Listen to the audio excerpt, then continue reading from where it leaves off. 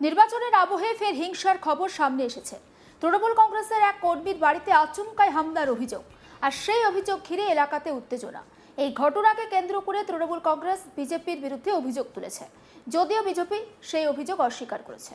এবং স্থানীয় সূত্রে জানা যাচ্ছে যে পশ্চিম বর্ধমান জেলার কাঁকসার বসুধা এলাকার বাসিন্দা তৃণমূল কর্মী শুভেন্দু মণ্ডল তিনি অভিযোগ করছেন, শনিবার রাতে কিছু দুষ্কৃতী হঠাৎই তার বাড়িতে হামলা চালায়। হামলাকারীরা বাড়ি থেকে ইট পাথর ছুঁড়তে শুরু করে, আর যার ফলে জানালার কাঁচ ভেঙে যায়। ঘটনার সময় বাড়িতে থাকা মহিলারা স্বাভাবিকভাবে আতঙ্কিত হয়ে পড়েন, তবে তারা বাইরে বেরিয়ে এসে কাউকে দেখতে পাননি। শুভেন্দু মণ্ডল ঠিক কী অভিযোগ করেছেন সেটা যেমন শোনাবো, পাশাপাশি আসন্ন নির্বাচনে পরাজয়ের আশঙ্কায় বিরোধী দল তাকে ভয় দেখানোর চেষ্টা করছে বলে সেটাও জানিয়েছেন শুভেন্দু মণ্ডল। শোনাবো অভিযোগকারী তৃণমূল কর্মী শুভেন্দু মণ্ডলের বক্তব্য।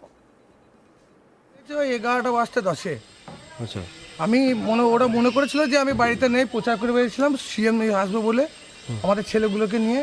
আমি বাড়ি ঢুকে আমাদের ওই দিকটা, বাড়িটা একটু দূর, ওই দিকে রান্নাঘরে খাচ্ছিলাম, আর আমার ছেলেটা ওখানে বসে পড়াশোনা করে। ওকে দেখে অ্যাটাক করে ওই ঢিল মারা হয়।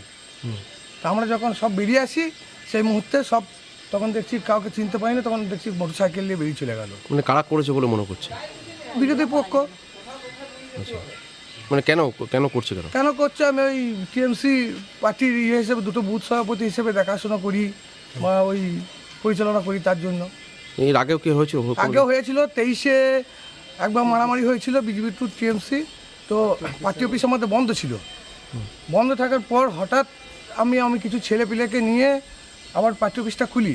24-এ এরকম অনেকবার অ্যাটাক হয়েছে আমার বাড়িতে ভোটের আগে। সামনে তো নির্বাচন, কি মনে করছেন? নির্বাচনে যাতে আমি বসে যাই, নির্বাচন যাতে আমি না করতে পারি, আমার সংগঠন সব বসে যায়, নির্বাচন যেন সুষ্ঠুভাবে না হয়। প্রশাসনকে কি জানানো হয়েছে? প্রশাসনকে জানানো হয়েছে, প্রশাসন এসেছিল কালকে রাত্রে বলে গিয়েছে আজকে একটা মিসিং ডায়েরি করবেন। আচ্ছা, আর দলের উত্তর নেতৃত্বকে জানানো হয়েছে? উত্তরকে জানানো হয়েছে, এখনো পর্যন্ত ওরা কেউ এখনো খবর নেয়নি। আপনার নাম? আমার নাম হচ্ছে শুভেন্দু মণ্ডল। কি পদে রয়েছেন এখানে? আমি ওই দুটো বুথ সভাপতি হিসেবে দেখি, আর বিআরও 2 হিসেবে কাজ করি। অন্যদিকে জেলা তৃণমূলের সাধারণ সম্পাদক দেবদাস বক্সী বিজেপিকে কটাক্ষ করে বলেছেন, নির্বাচন যত এগোচ্ছে ততই বিজেপি কর্মীরা এই ধরনের ঘটনা ঘটাচ্ছে। তিনি প্রশাসনের কাছে কড়া পদক্ষেপ নেওয়ার আর্জি জানিয়েছেন। শোনাবো দেবদাস বক্সী, তৃণমূলের জেলা সাধারণ সম্পাদক, তার বক্তব্য।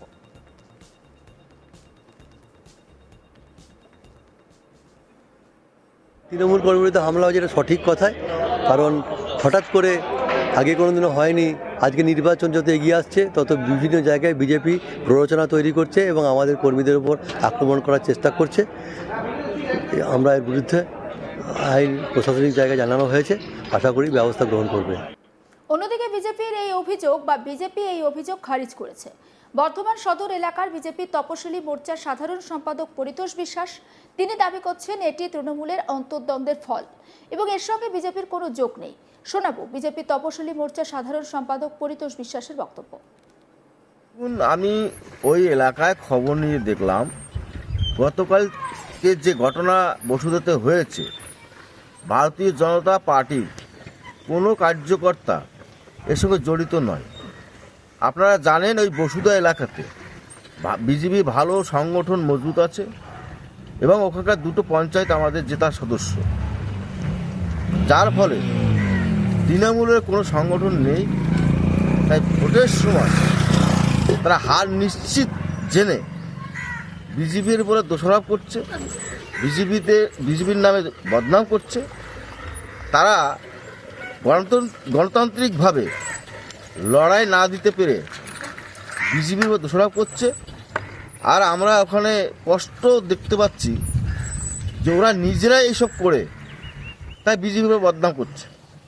আমাদের ছেলে কোনোভাবেই এখানে জড়িত নয়, একদম নিশ্চিত। আমি দায়িত্ব নিয়ে বলতে পারি এটা বিজেপি একটা চক্রান্ত, যে চক্রান্ত বিজেপি ছেলেদেরকে নামে যাতে কেস দেওয়া যায় এই ভোটের সময়, যাতে বিজেপির ছেলেরা যাতে ওই এলাকায় কাজ না করতে পারে ভোটের সময়, তারই একটা চক্রান্ত স্বরূপ এটা আমি দেখতে পাচ্ছি।